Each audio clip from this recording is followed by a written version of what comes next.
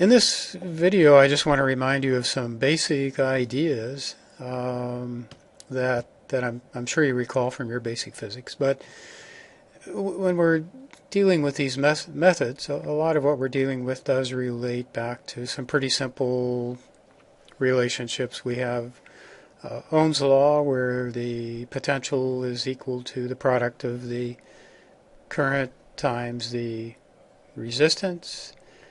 And a more fundamental quantity that comes out of this is that the resistance is related to the resistivity times the length of the conductor divided by the cross-sectional area of the conductor. So this resistivity is a more fundamental quantity. Resistance, on the other hand, is related to the shape of the conductor. And resistivity, on the other hand, is not. So if we're looking at a wire, for example, it has a cross-sectional area of A, and it would have a conductivity or a resistivity rho, conductivity sigma, and a certain length. So its resistivity then would be the resistance of this conductor, which is controlled by the geometry. And then we're kind of factoring out the geometrical terms. So we take the resistance, multiply it by the cross-sectional area, divided by the length. That gives us the resistivity. The conductivity is just the reciprocal of that. So we have L over R times A. Now, of course, we're talking about ground conductivity methods, so we're more interested in this term here, the conductivity.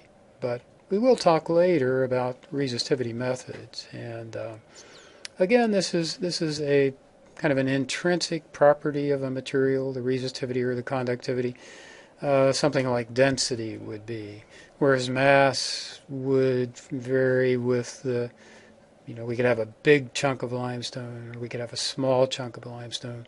The density is the same. So, as far as units are concerned, the units of resistivity, if we look at the units of resistance, are ohms. We have area divided by length, so we end up with a length up here. So the basic units for resistivity are just an ohm meter. The units of conductivity are the reciprocal of that, and so we have ohm to the minus 1 per meter. And this is, I don't know who came up with this idea, but let's spell this backwards. So we end up with a mho per meter as a unit of conductivity. So those are the basic units, ohm, meter, and mho per meter for resistivity or conductivity. So if we work back and forth between these units of conductivity and resistivity, we have the reciprocal of the resistivity. Gives us a conductivity, reciprocal of a resistivity of 1 ohm meter gives us a conductivity of 1 mho per meter. So we can also see that if we have 1 mho per meter, that's going to be 1,000 millimhos per meter.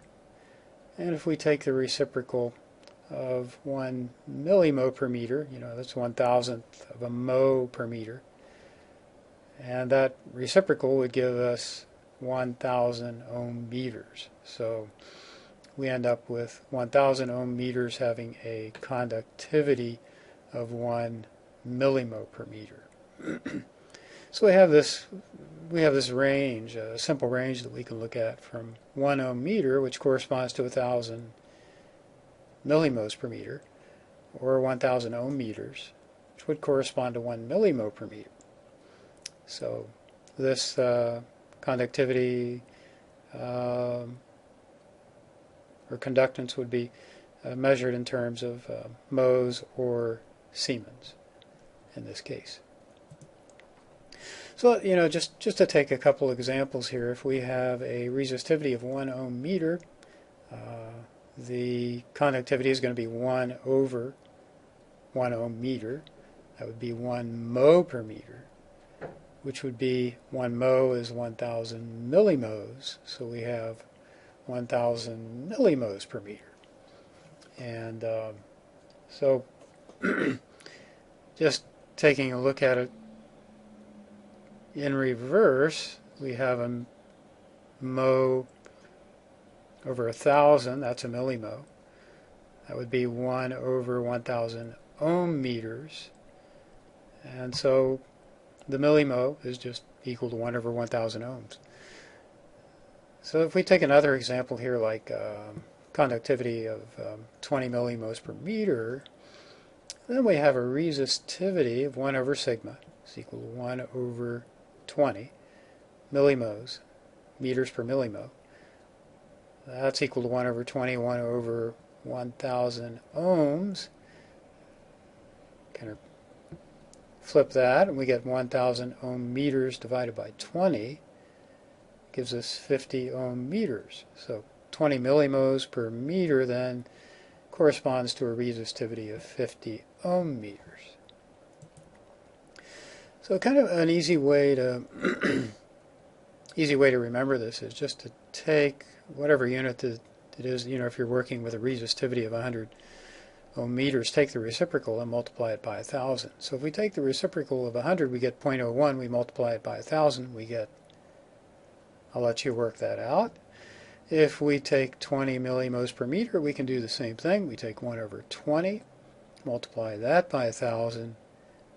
So that gives us, what, 0.05 times 1,000 gives us 50 ohm meters. Up here you should have gotten 10 millimhos per meter. So going back and forth between these units is fairly straightforward. There's not too much to it. Just a little review of units there.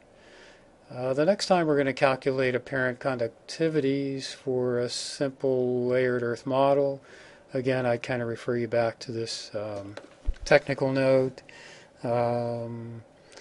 Things to pay attention in this technical note are the ideas of the relative and the cumulative response functions. We're going to start off by just doing some calculations using these functions, and then we're going to talk a little bit more about what these response functions actually are and how they're combined to turn a layered model with discrete conductivities into an apparent conductivity, the apparent conductivity that you might measure in a train conductivity survey. So take a look at this, and we'll talk to you next time.